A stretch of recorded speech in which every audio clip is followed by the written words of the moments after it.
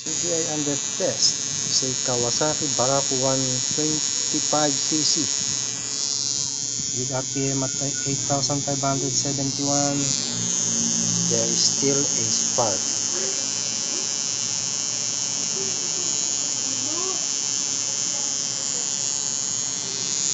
So I'm going to take off the power of the CDI, then adjust this pulse simulator to 10,000.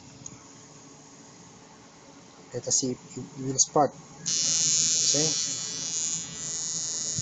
spark. So at 10,000 RPM, there is still a spark. So let us adjust this again to 12,000.